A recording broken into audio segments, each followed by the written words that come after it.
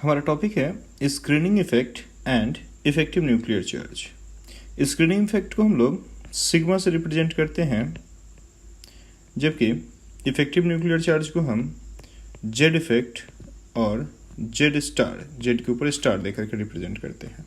ठीक है, तो क्या होता है इफेक्टिव न्यूक्लियर चार्ज? उसके पहले हम लोग जानेंगे न्यूक्लियर चार्ज क्या होता है। उसके पहले हमको क्या जानना है? न्यूक्लियर चार्ज के बारे में, कि न्यूक्लियर चार्ज क्या होता है। The charge of a nucleus is called nuclear charge. अगर बेसिक हम लोग आइडिया पे बात करें कि न्यूक्लियर चार्ज क्या है, तो न्यूक्लियर चार्ज क्या होता है? Charge of a nucleus. ठीक है, जो कि ZE होता है ना, प्लस ZE हम लोग बोल सकते हैं। तो charge of a nucleus is called nuclear charge, जिसको Z से रिप्रेजेंट करते हैं। ठीक है, तो हम लोग अगर एक एटम को देखें, सपोज ये न्यूक्लियस है और यहाँ पे आप देखिए ये सराउंडिंग ऑर्बिट्स है। ठीक है, सराउंडिंग ऑर्बिट्स है। तो न्यूक्लियस के अंदर में क्या होता है? न्यूक्लियस के अंदर में पॉजिटिवली चार्ज्ड प्रोटॉन्स होते हैं और न्यूट्रल न्यूट्रॉन्स होते हैं। तो न्यूक्लियस जो है वो मेनली क्या हो जाता है? मेनली पॉजिटिव चार्ज हो जाता है। ठीक है, और यहाँ पे सराउंडिंग में जो ऑर्बिट्स होते हैं, इन ऑर्बिट्स में क्या होते हैं? नेगेटिव चार्ज्ड इलेक्ट्रॉन्स होते हैं। अब ये पॉजिटिव चार्ज और नेगेटिव चार्ज दो अपोजिट चार्ज हो जाते हैं यहाँ पे। ठीक है, अपोजिट चार्ज हो जाते हैं। तो हम जानते हैं अपोजिट चार्ज के बीच में क्या होता है? अपोजिट चार्ज के बीच में अट्रैक्शन होता है ना। अगर कहीं भी अपोजिट चार्ज दिखता है तो हम लोग क्या बोलते हैं? इलेक्ट्रोस्टैटिक फोर्स ऑफ अट्रैक्शन है यहाँ पे।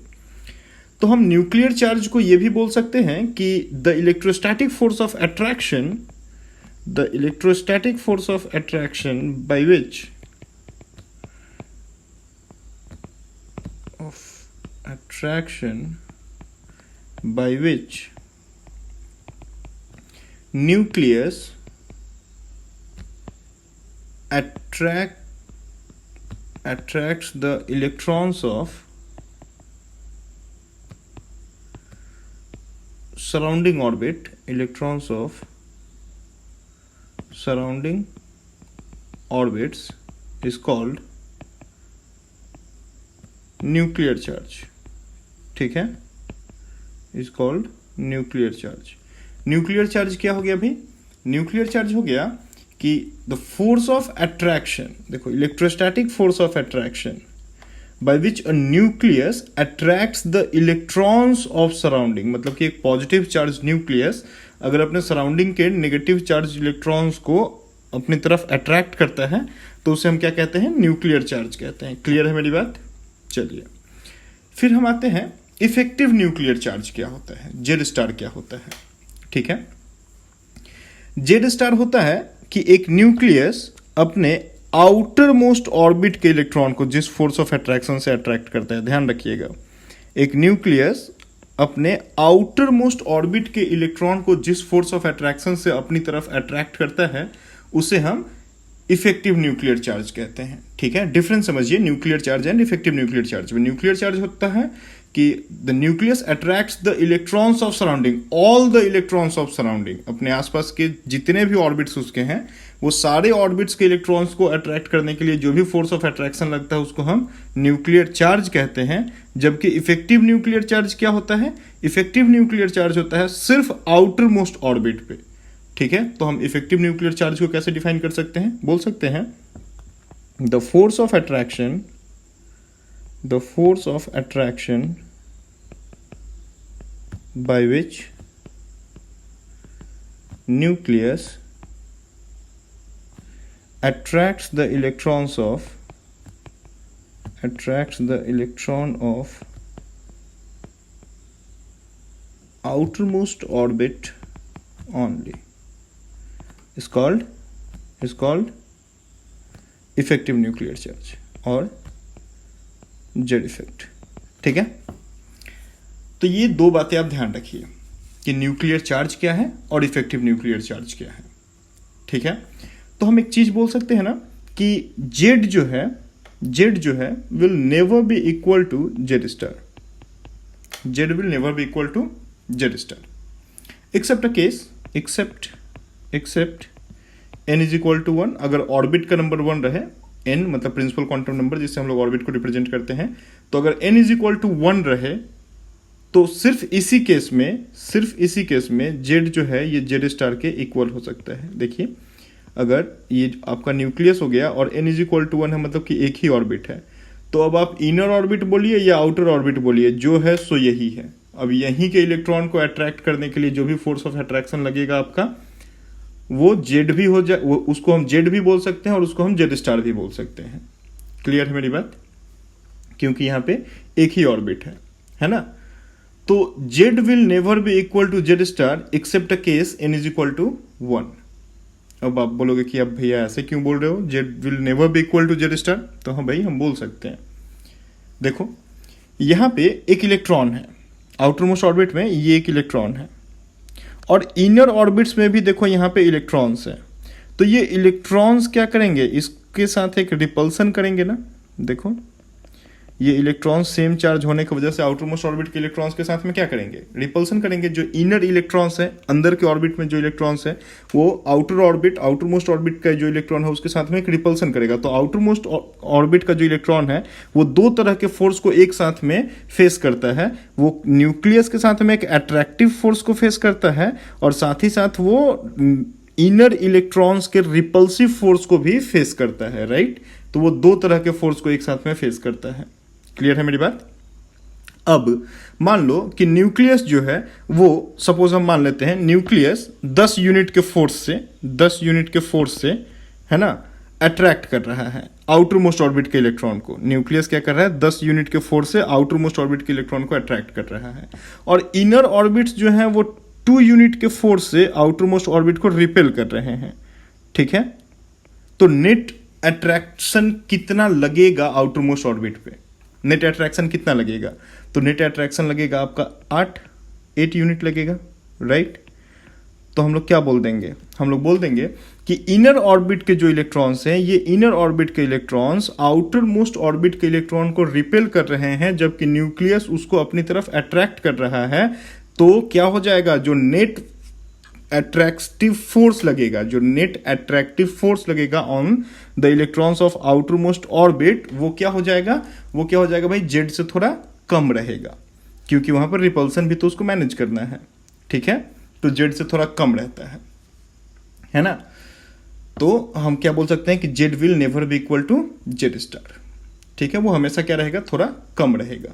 तो क्या हो जाएगा भाई कि जेड जो है ये हमेशा किससे ज़्यादा रहेगा, जेड स्टार से ज़्यादा रहेगा, मतलब कि जेड स्टार हमेशा जेड से कम होता है ना। चलो, तो हम लोग एक यहाँ पे बात बोल सकते हैं कि जो आउटर मोस्ट ऑर्बिट का इलेक्ट्रॉन है, जो आउटर मोस्ट ऑर्बिट का इलेक्ट्रॉन आपका है, ठीक है, उस इलेक्ट्रॉन को ये जो इनर ऑर्बिट्स हैं, ये इनर ऑर्बिट्स न्यूक्लियस से ढकने का काम करते हैं। देखो न्यूक्लियस से क्या कर दे रहे हैं, उसको सील्ड कर दे रहे हैं, ढक दे रहे हैं, है ना। न्यूक्लियस उसको ढक देते हैं। तो ये क्या कर रहे हैं भाई, ये क्या कर रहे हैं कि यहां से जो भी फोर्स ऑफ अट्रैक्शन, जैसे ये हम लोग क्या बोले थे कि 10 unit of force, 10 unit of force of attraction nucleus exert किया to attract the electrons of outermost orbit, लेकिन आउटर मोस्ट ऑर्बिट पे अल्टीमेट कितना हम लोग का पड़ा, सिर्फ 8 यूनिट ही पड़ा। तो 2 यूनिट जो लॉस हो गया ना, यही 2 यूनिट को हम लोग बोल सकते हैं कि यही है स्क्रीनिंग इफेक्ट। क्या है भाई, स्क्रीनिंग इफेक्ट यही होता है, जिसको हम लोग सिग्मा बोलते हैं। ठीक है, अब चलो इसको थोड़ा और डिटेल में देखते हैं स्क्रीनिंग इफेक्ट होता क्या है। ठीक है, तो यहाँ पे हम लोग एक पहले इसको ड्रॉ कर दें कि ये हम लोग का न्यूक्लियस, ये हो गया आपका एक ऑर्बिट, ये हो गया एक दूसरा ऑर्बिट, ये हो गया एक तीसरा ऑर्बिट, यहाँ पे मेरा आउटर मोस्ट ऑर्बिट का इलेक्ट्रॉन है, और इधर में क्या है, इनर मोस्ट ऑर्बिट के इलेक्ट्रॉन्स को हम दिखा देते हैं। और ये इनर मोस्ट ऑर्बिट के इलेक्ट्रॉन्स क्या कर रहे हैं, आउटर मोस्ट ऑर्बिट के इलेक्ट्रॉन के साथ में एक रिपल्सन को फेस कर रहे हैं, है ना। जबकि न्यूक्लियस क्या कर रहा है, न्यूक्लियस आउटर मोस्ट ऑर्बिट के इलेक्ट्रॉन को अपनी तरफ एक फोर्स ऑफ अट्रैक्शन से अट्रैक्ट कर रहा है। ठीक है, आउटर मोस्ट ऑर्बिट को अगर हम nth ऑर्बिट मान लें, आउटर मोस्ट ऑर्बिट को हम क्या कर दें, nth ऑर्बिट मान लें, है ना, nth सेल मान लेते हैं। तो जो ठीक अंदर का ऑर्बिट, मतलब n के ठीक अंदर का ऑर्बिट है, वो क्या हो जाएगा, n-1th सेल। ठीक है, इसको हम लोग पेनाल्टीमेट सेल भी कहते हैं, पेनल्टीमेट सेल, याद रखिएगा, आउटर मोस्ट ऑर्बिट के ठीक पहले का सेल, मतलब हम लोग बोल सकते हैं सेकंड लास्ट जो सेल है, सेकंड लास्ट जो चीज होता है उसको पेनल्टीमेट कहते हैं। तो सेकंड लास्ट सेल को हम लोग पेनल्टीमेट सेल कह देंगे, और ये क्या हो जाएगा, n-2 हो जाएगा, n-2th सेल हो जाएगा, राइट। तो हम क्या देख रहे हैं कि ये जो इलेक्ट्रॉन है मेरा, ये जो इलेक्ट्रॉन है ये आउटर मोस्ट ऑर्बिट का इलेक्ट्रॉन है, और ये रिपल्सन के साथ ही साथ अट्रैक्शन को भी फेस कर रहा है ना। अब यहाँ पे जेड जो है ये क्या हो जाएगा, जेड आपका ग्रेटर देन है किससे, जेड स्टार से, जैसा हम लोग बात किए। और स्क्रीनिंग इफेक्ट, यहाँ पे एक फैक्टर हम लोग देखें कि स्क्रीनिंग इफेक्ट कुछ होता है। स्क्रीनिंग इफेक्ट क्या होता है, स्क्रीनिंग इफेक्ट होता है कि ये जो इनर ऑर्बिट्स हैं, ये इनर ऑर्बिट्स आउटर इलेक्ट्रॉन को एक फोर्स ऑफ रिपल्सन को वहाँ पे फेस करवाते हैं, एक इलेक्ट्रॉनिक रिपल्सन को वहाँ पे क्रिएट कर देते हैं। ये इलेक्ट्रॉन्स एक इलेक्ट्रॉनिक रिपल्सन को क्रिएट कर देते हैं। उसी इलेक्ट्रॉनिक रिपल्सन को हम लोग क्या कहते हैं, स्क्रीनिंग इफेक्ट कहते हैं, ठीक है। या फिर इसको ऐसे भी बोल सकते हैं कि भाई आउटर मोस्ट ऑर्बिट के इलेक्ट्रॉन्स को अट्रैक्ट करने के लिए न्यूक्लियस एक फोर्स ऑफ अट्रैक्शन को क्रिएट कर रहा है, और उस फोर्स ऑफ अट्रैक्शन को रोकने के लिए यहाँ पे इनर ऑर्बिट्स उस अट्रैक्शन को रोकने का काम करते हैं। इनर ऑर्बिट्स क्या करते हैं, उस अट्रैक्शन को थोड़ा मिनिमाइज करने का काम करते हैं, ठीक है। तो अल्टीमेट क्या हो जा रहा है, अल्टीमेट देखो तो क्या हो जा रहा है कि जो आउटर मोस्ट ऑर्बिट है, ये जो आउटर मोस्ट ऑर्बिट हम लोगों का है, ये आउटर मोस्ट ऑर्बिट को इनर ऑर्बिट सील्ड कर रहे हैं ना, न्यूक्लियस से सील्ड कर रहे हैं, स्क्रीन कर दे रहे हैं, ढक दे रहे हैं, है ना। तो इस तरह के इफेक्ट को हम लोग क्या कहते हैं, स्क्रीनिंग इफेक्ट कहते हैं, जिसको हम लोग सिग्मा से रिप्रेजेंट करते हैं, ठीक है। ओके, अब हम क्या बोल सकते हैं कि जेड जो है, ये जेड मतलब जेड स्टार जो है ये इक्वल होता है किसके, जेड माइनस सिग्मा, ऐसा हम बोल सकते हैं क्या। जेड स्टार जो है वो क्या होता है, जेड माइनस सिग्मा होता है। मतलब कि आउटर मोस्ट ऑर्बिट पे क्या फोर्स ऑफ अट्रैक्शन आया, आउटर मोस्ट ऑर्बिट पे क्या फोर्स ऑफ अट्रैक्शन आया, मतलब इफेक्टिव न्यूक्लियर चार्ज, वो इक्वल होगा किसके, कितना यहां से क्रिएट हुआ, और कितना ये दोनों मिल करके, मतलब इनर ऑर्बिट्स मिल करके कितना उसको कैंसिल कर दिए। तो अगर हम देख लेते हैं जैसे कि 10 यूनिट अगर क्रिएट हुआ है, 10 यूनिट अगर क्रिएट, न्यूक्लियस का चार्ज कितना था, 10 यूनिट था, और स्क्रीनिंग इफेक्ट मान लो कि 2 यूनिट का हो गया, तो जेड स्टार कितना हो जाएगा, 8 हो जाएगा। क्लियर है मेरी बात, क्लियर है। अब हम लोग यहाँ पे हर एक ऑर्बिट के लिए इस चीज को निकाल सकते हैं। हर एक ऑर्बिट का अपना अपना एक वैल्यू होता है कि कौन कितना स्क्रीनिंग का काम करेगा, ठीक है। उसको जानने से पहले आप पहले एक चीज को एकदम अच्छे से क्लियर कर लो, न्यूक्लियर चार्ज क्या है, इफेक्टिव न्यूक्लियर चार्ज क्या है, और स्क्रीनिंग इफेक्ट क्या है, ठीक है। Screening effect, nuclear charge, effective nuclear charge, एकदम अच्छे से क्लियर हो गया। इसके बाद अब हम आगे देखते हैं कि हम कहीं पे भी स्क्रीनिंग इफेक्ट को कैसे कैलकुलेट कर सकते हैं, है ना। मतलब इफेक्टिव न्यूक्लियर चार्ज और स्क्रीनिंग इफेक्ट को हम कैसे कैलकुलेट कर सकते हैं। तो स्क्रीनिंग इफेक्ट के वैल्यू को कैलकुलेट करने के लिए एक रूल है ना, जिसको हम बोलते हैं स्लैटर रूल, स्लैटर्स रूल।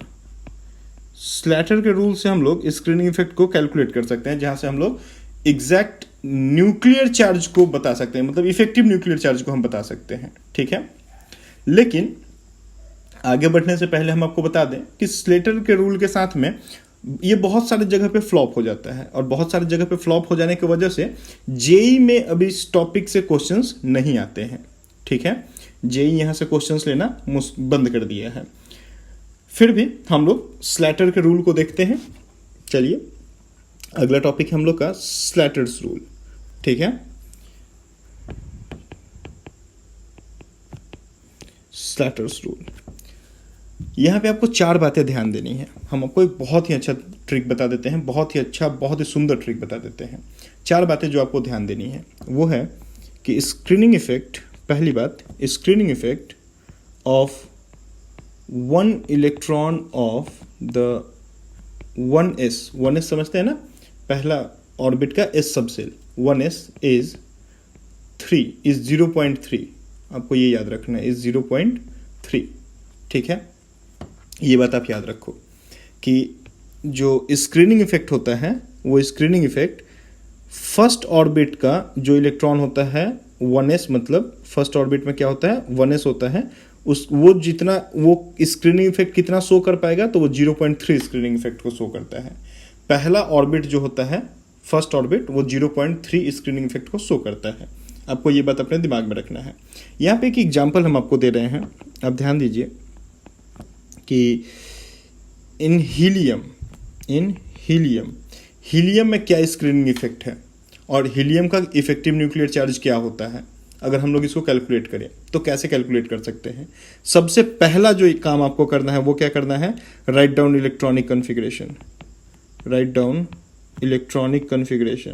ठीक है, इलेक्ट्रॉनिक कन्फिग्रेशन सबसे पहले आपको लिखना है।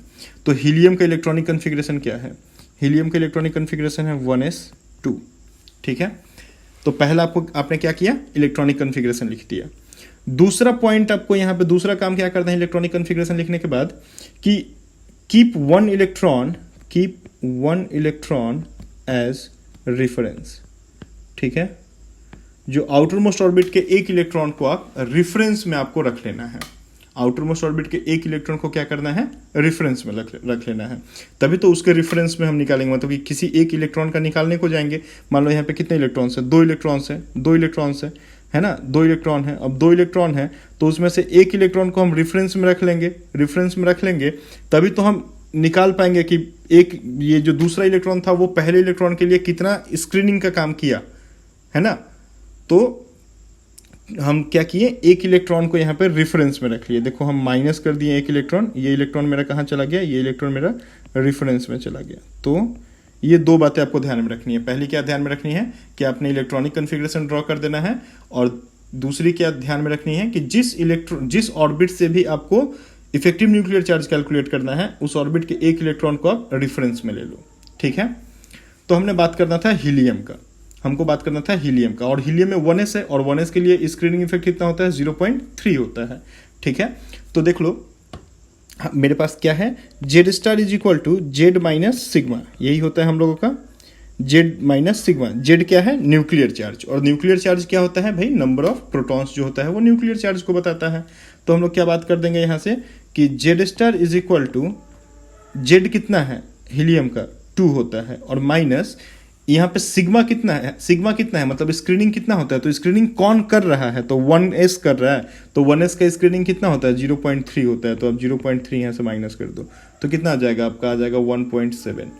तो हीलियम में जो इफेक्टिव न्यूक्लियर चार्ज होता है वो कितना होता है, 1.7 होता है। ठीक है, चलिए हम लोग एक और करते हैं। यहाँ पे आप ध्यान दीजिए, अगर हमको लिथियम का निकालना है, सपोज हम बात करें कि लिथियम 3 जो होता है इसका हमको इफेक्टिव न्यूक्लियर चार्ज निकालना है स्लैटर रूल से, तो क्या हो जाएगा, Z इज इक्वल टू कितना है 3, और इसका कन्फिग्रेशन कैसा होगा, कन्फिग्रेशन हो जाएगा 1s2 2s1। ठीक है, तो 1s2 2s1 है यहाँ पे, है ना। अब आप ध्यान दें कि ये हो गया आपका n, और ये हो गया आपका n-1, और n में आप देखिए मतलब आउटर मोस्ट ऑर्बिट, तो n में आप देखिए तो एक ही इलेक्ट्रॉन है। अब एक ही इलेक्ट्रॉन है तो इस इलेक्ट्रॉन को हम कहाँ ले लिए, रेफरेंस के लिए ले लिए, क्योंकि हमको एक इलेक्ट्रॉन तो रेफरेंस के लिए चाहिए ही चाहिए।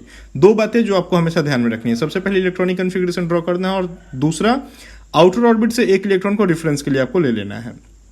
तो हम लोग क्या कर दिए, यहाँ पे एक इलेक्ट्रॉन को रेफरेंस के लिए ले लिए। अब n-1 में कितने इलेक्ट्रॉन्स बच गए भाई, तो n-1 में 2 इलेक्ट्रॉन्स बच गए। ठीक है, कितने इलेक्ट्रॉन्स बच गए, 2 इलेक्ट्रॉन्स बच गए, है ना।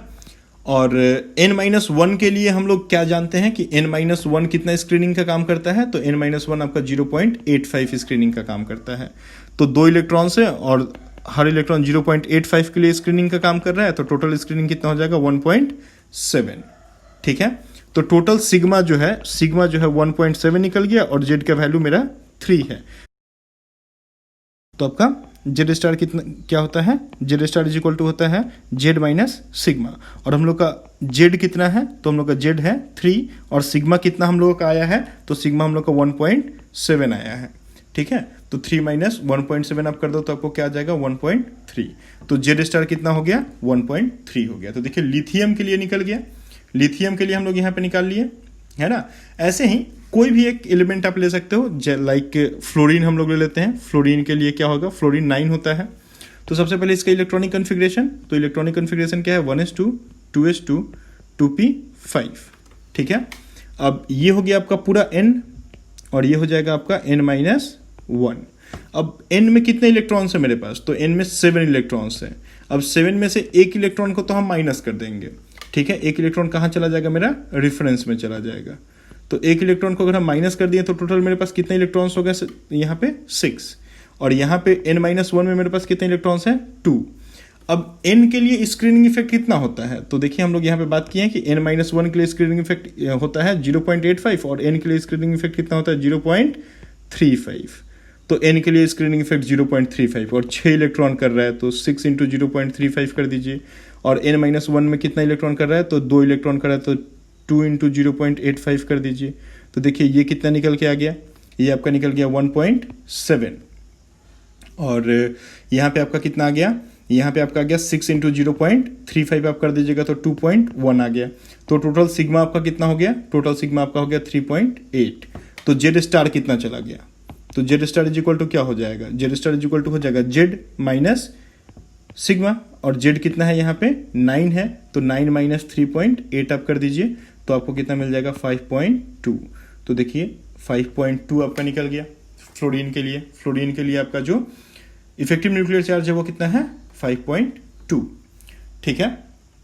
तो ये होता है पूरा स्लैटर रूल, है ना। स्लैटर रूल से आप ये सब effective nuclear charge of any orbit of any electron निकाल सकते हैं। किसी भी एलिमेंट का इफेक्टिव न्यूक्लियर चार्ज अगर आपको निकालना है तो आप यहाँ से इजीली निकाल सकते हैं, ठीक है। अब हम लोग देखेंगे कि न्यूक्लियर चार्ज और इफेक्टिव न्यूक्लियर चार्ज का पीरियोडिक वेरिएशन कैसा होता है, ठीक है।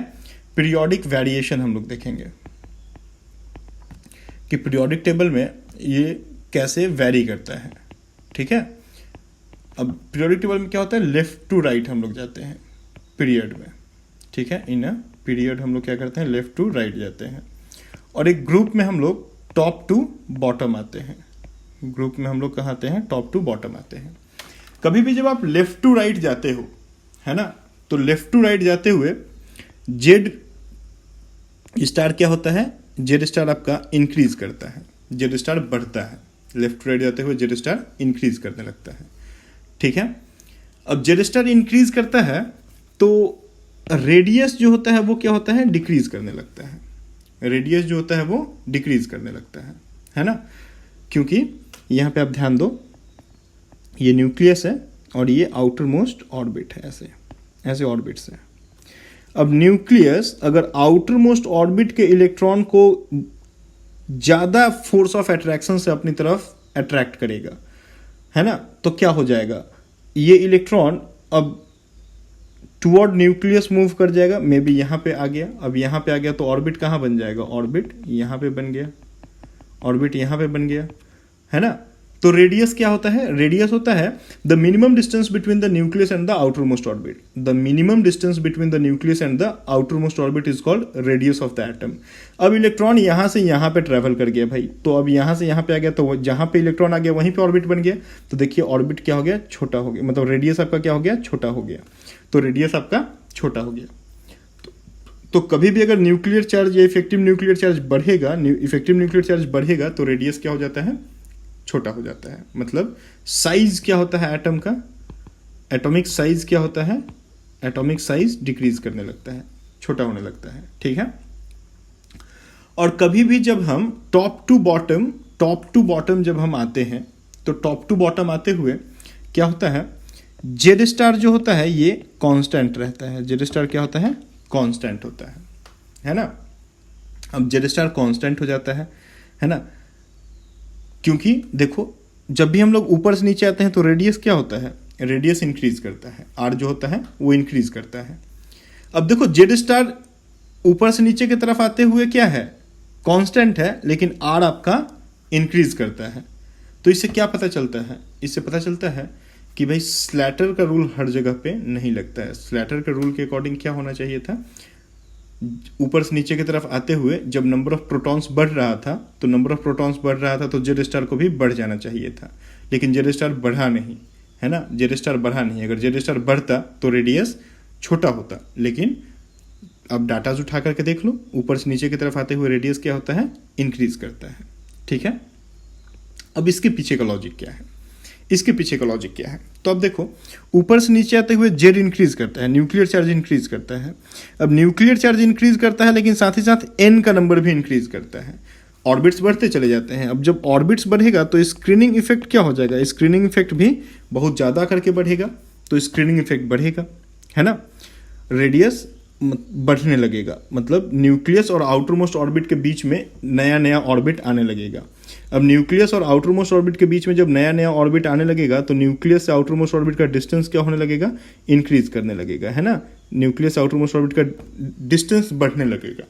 ठीक है, और नए ऑर्बिट्स के ऐड होने की वजह से स्क्रीनिंग इफेक्ट देखो बहुत सारा हो जाएगा, बहुत सारा ऑर्बिट्स, अब नया इनर ऑर्बिट्स आने लगेगा, अब बहुत सारा इनर ऑर्बिट्स बन जाएगा तो शिल्डिंग इफेक्ट क्या हो जाएगा, इंक्रीज करेगा, तो शिल्डिंग इफेक्ट इंक्रीज करता है। ठीक है, तो हम क्या देखते हैं कि जेड मेरा जब इंक्रीज किया तो जेड स्टार भी थोड़ा बढ़ा, लेकिन जेड स्टार बढ़ा तो देखो स्क्रीनिंग इफेक्ट भी बढ़ा, जेड स्टार बढ़ा तो स्क्रीनिंग इफेक्ट भी बढ़ा। अब जितना जेड स्टार बढ़ा ना उसी प्रोपोर्शन में स्क्रीनिंग इफेक्ट बढ़ता है, और दोनों ही एक दूसरे को क्या करते हैं, दोनों ही एक दूसरे को कैंसिल कर देते हैं, दोनों एक दूसरे को कैंसिल कर देते हैं। ठीक है, तो फाइनली जो जेड स्टार बढ़ रहा है उसके इक्वल में स्क्रीनिंग इफेक्ट बढ़ जा रहा है, और दोनों एक दूसरे को क्या कर जा रहा है, कैंसिल कर जा रहा है।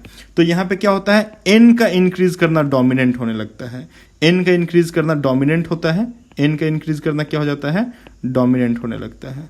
अब जब एन डोमिनेंट हो जाता है तो रेडियस बढ़ने लगता है, क्योंकि ऑर्बिट बढ़ेगा, तो जैसे जैसे ऑर्बिट बढ़ेगा देखो ये क्या हो जाएगा, रेडियस आपका बढ़ना शुरू हो जाता है, एक नया ऑर्बिट आ गया तो रेडियस और बड़ा हो गया, तो साइज क्या हो जाता है, साइज, एटम का साइज इंक्रीज करने लगता है।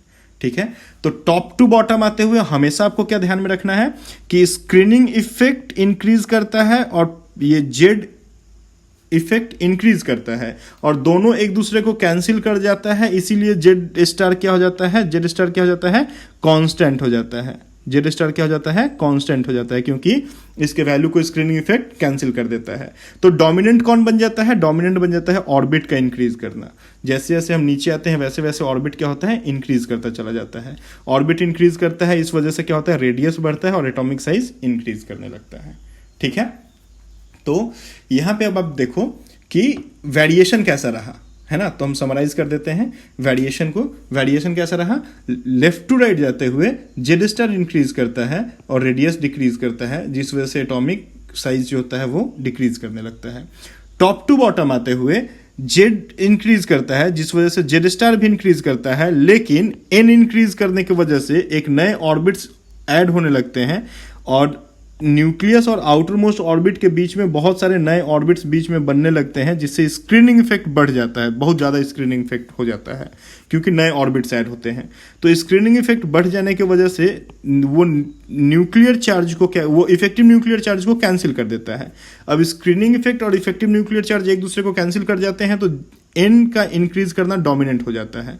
अब एन का इंक्रीज करना डोमिनेंट होता है तो रेडियस इंक्रीज कर जाता है, जिस वजह से एटॉमिक साइज इंक्रीज करने लगता है।